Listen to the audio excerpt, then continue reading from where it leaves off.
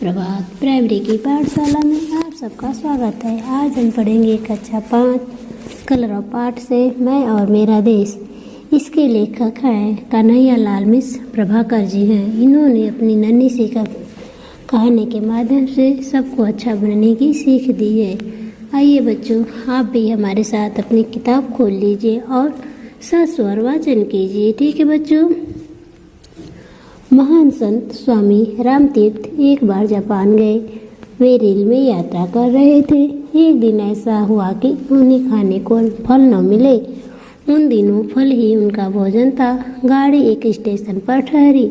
उन्होंने स्टेशन पर फलों की खोज की किंतु पा न सके। उनके मुंह से अचानक निकला, जापान में शायद फल नहीं मिलते। एक जापानी युवक प्लेटफार्म पर खड़ा था। उसने यह शब्द सुन लिए। सुनते ही वह भागा और कहीं से एक टोकरी ताजे फल ले आया। उसने वे फल स्वामी रामतीर्थ को दिए और कहा, लीजिए, आपको फलों की ज़रूरत थी। स्वामी जी ने समझा यह कोई फल बेचने वाला है। उन्होंने उससे फलों के दाम पूछे पर उसने दाम देने से इनकार कर दिया। बहुत आग्रह करने पर उसने कहा, आप इनका मूल्य देना ही चाहते हैं तो अपने देश में जाकर किसी से यह न कहिएगा कि जापान में फल नहीं मिलते। स्वामी जी युवक का यह उत्तर सुनकर मुग्ध हो गए। उस युवक ने अपने इस कार्य से अपने देश का गौरव न जाने कितना बढ़ा दिया। इस गौरव की ऊंचाई का अनुमान दूसरी घटना सुनकर ही पूरी तरह लगाया जा सकता है। किसी देश का एक युवक जापान में शिक्षा लेने आया। एक दिन वह सरकारी पुस्तकालय से कोई पुस्तक पढ़ने के लिए लाया। इस पुस्तक में कुछ दुर्लभ चित्र थे। इन चित्रों को उस युवक ने पुस्तक में से निकाल लिया और पुस्तक वापस कर दी। किसी जापानी विद्यार्थी ने उसे देख लिया और पुस्तकालय प्रभारी को इसकी सूचना दे दी। पुलिस ने तलाशी लेकर वे चित्र उस विद्यार्थी के कमरे से बरामद किए और उस विद्यार्थी को जापान से निकाल दिया गया। अपराधी को दंड मिलना ही चाहिए, पर मामला यही नहीं रुका और पुस्तकालय के बाहर बोर्ड पर लिख दिया गया कि पुस्तकालय में इस विद्यार्थी का प्रवेश तो वर्जित है ही, उसके साथ देश के निवासियों का भी प्रवेश वर्जित है।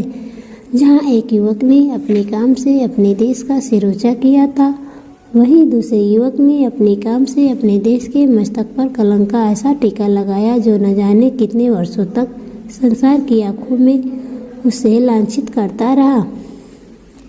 जब हम कोई हीन या बुरा काम करते हैं तो हमारे माथे पर ही कलंक का टीका नहीं लगता, बल्कि देश का भी सिर नीचा होता है और उसकी प्रतिष्ठा गिरती है। जब हम कोई श्रेष्ठ कार्य करते हैं तो उससे हमारा ही सिर नहीं ऊंचा होता, बल्कि देश का भी सिर ऊंचा होता है और उसका गौरव बढ़ता है। इसलिए हमें कोई ऐसा कार्य नहीं करना चाहिए जिससे देश की प्रतिष्ठा पर आँच आए। क्या आप चलती रेलों में, मुसाफिर खानों में, क्लबों में, चौपालों पर और मोटर बसों में कभी ऐसी चर्चा करते हैं कि हमारे देश में यह नहीं हो रहा है, वह नहीं हो रहा है और यह गड़बड़ है, यह परेशानी है? साथ ही क्या आप अपने देश की तुलना किसी अन्य देश के साथ करते हैं कि कौन सा देश श्रेष्ठ है और कौन सा देश हीन है? यदि हाँ, तब आपको चिंता होगी कि देश की प्रतिष्ठा को बनाए रखने के लिए हमें क्या करना चाहिए। क्या आप कभी केला खाकर छिलका रास्ते में फेंकते हैं? अपने घर का कूड़ा बाहर फेंकते हैं? आप शब्दों का प्रयोग करते हैं, इधर की उधर उधर की इधर लगाते हैं, अपने घर, दफ्तर, गली को गंदा कर रखते हैं, होटलों, धर्मशालाओं में या दूसरे ऐसे ही स्थानों में, जीनों में, कोनों में पीक थूकते हैं, उत्सवों, मेलों, रेलों और खेलों में ठेलम ठेल करते हैं, निमंत्रित होने पर विलंब से पहुंचते हैं या वचन देकर भी घर आने वालों को समय पर नहीं मिलते और इसी तरह शिष्ट व्यवहार के विपरीत आचरण करते हैं।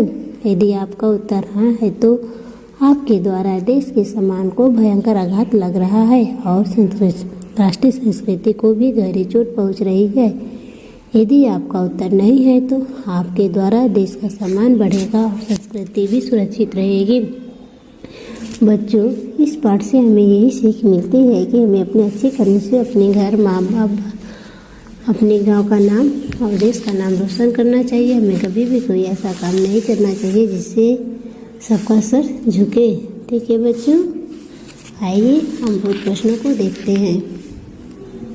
आपका पहला प्रश्न है, स्वामी रामतीर्थ को स्टेशन पर फलों की खोज क्यों करनी पड़ी? इसका उत्तर है, स्वामी रामतीर्थ उन दिनों फलों का ही सेवन करते थे। प्रश्न ख, जापानी युवक स्वामी जी के लिए फल क्यों ले आया? इसका उत्तर, जापानी युवक अपने देश की प्रतिष्ठा को बचाने के लिए स्वामी जी के लिए फल लाया। प्रश्न ग, स्वामी जी द्वारा फलों का मूल्य दिए जाने पर जापानी युवक ने क्या कहा? उत्तर इसका होगा, आप अपने देश जाकर किसी से यह न कहिएगा कि जापान में फल नहीं मिलते। प्रश्न ग, युवक और उसके देशवासियों का पुस्तकालय में प्रवेश क्यों वर्जित कर दिया गया? इसका उत्तर होगा, युवक के द्वारा पुस्तकालय के पुस्तक में से चित्र फाड़कर निकालने से वहाँ के पुस्तकालय प्रभारी ने युवक को दंड के रूप में यह सजा सुनाई।